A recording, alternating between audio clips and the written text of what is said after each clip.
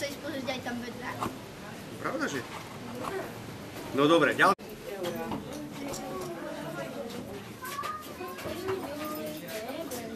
Super. Ja si tu niečo kúpim.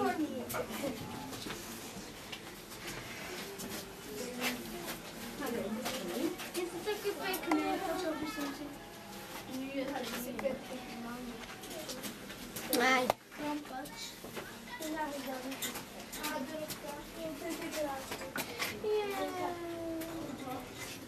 To nie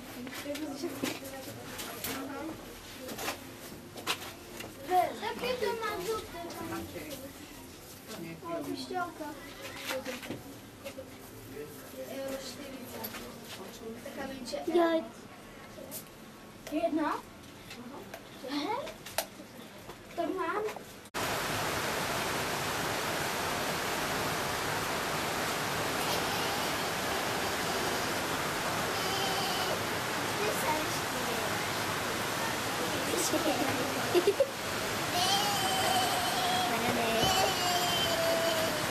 Pozri na zajace!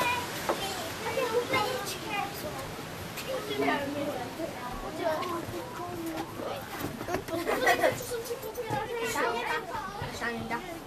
Čo? Vonia to tu pekne. Pani Štelka, my ich môžeme hladkať. Čo to je tu? Kozy. A ona vyšla tam hore. Ideme si vás ukázať. Ty si teda miličky.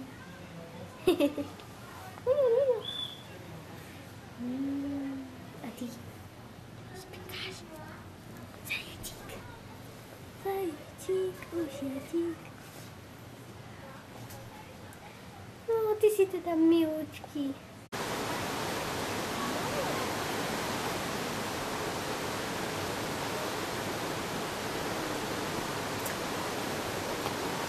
Tie metly a teraz sa trošku presun k tomu potoku.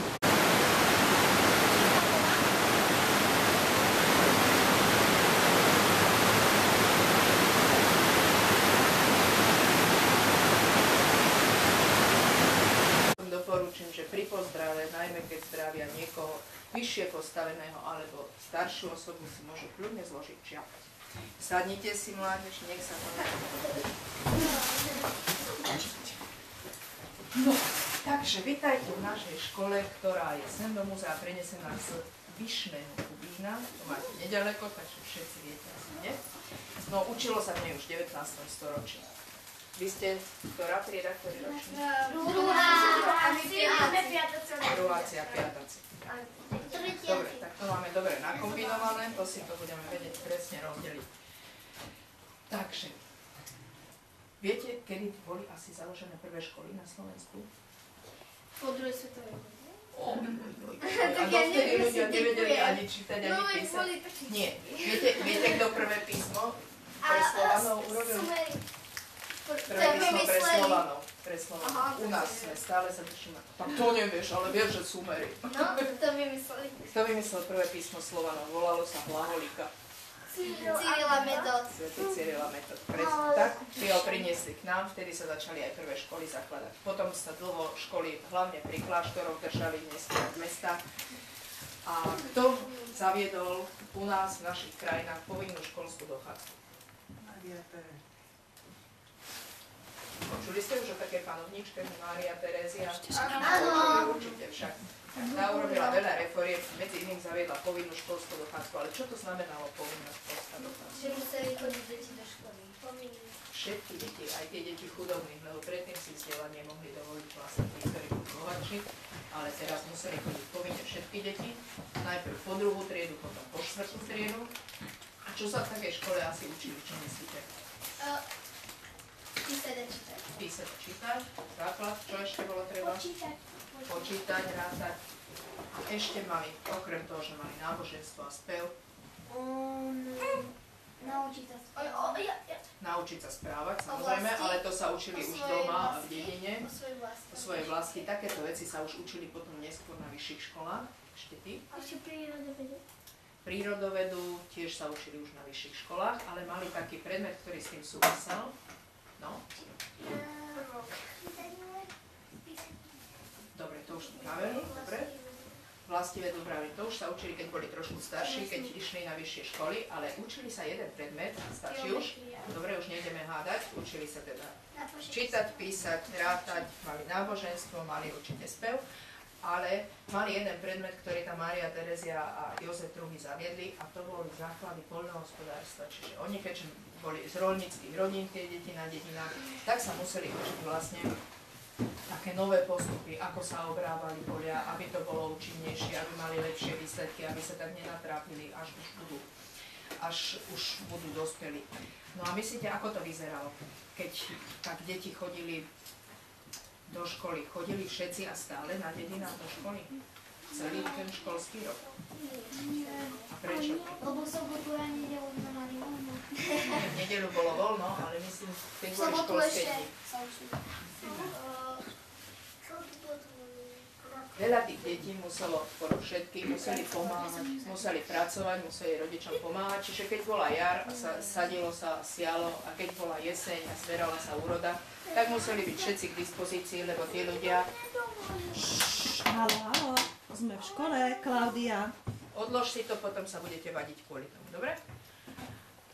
Takže tí ľudia boli závislí na tom, čo si sami vyrobili, to znamená, každý, čo mal ruky, nohy, musel pomáhať, aby mali toho všetkého dosť. Požičiaš mi to, prosím? Lebo ty nemáš vôbec kedy sa venovať takýmto veciam. Potom mi nezabudni pripomenúť, čo to máš tu, dobre? No. A ako to vyzeralo v takej škole? Aké mali pomôcky učebné, čo myslíte? Pravítko? No, aj pravítko sa mi išlo. Knihy, ale čo, no? Peračník. Peračník? Drevené škatulky ako peračníky. Drevené škatulky ako peračníky. Ceruzky. Pera. Pera. No všetko je trošku veda. Dôležitá bola tabuľa, tam učiteľ písal, čo si majú opisovať. A oni nepoužívali zošity a pera, pretože, prečo? Lebo ešte nebolo. Ojoj, papier vymysleli Číňania vyše 2000 rokov dozadu. Papier Bol, ale čo bol? Bol veľmi drahý.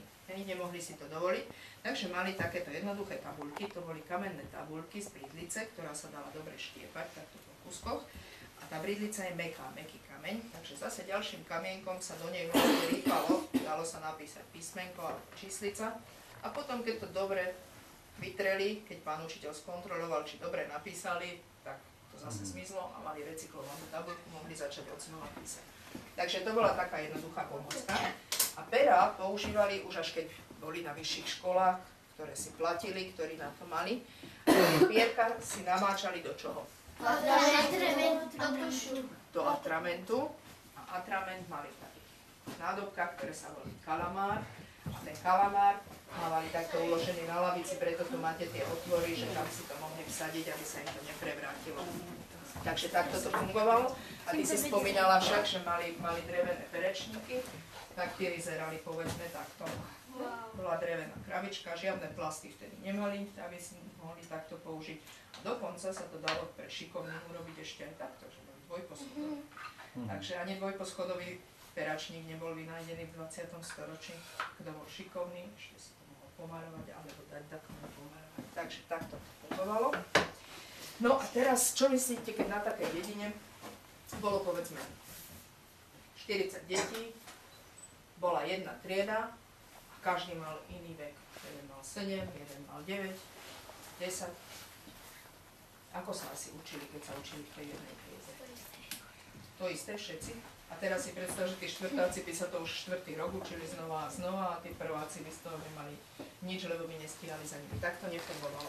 On si ich pán učiteľ vedel šikovne rozdeliť na ročníky.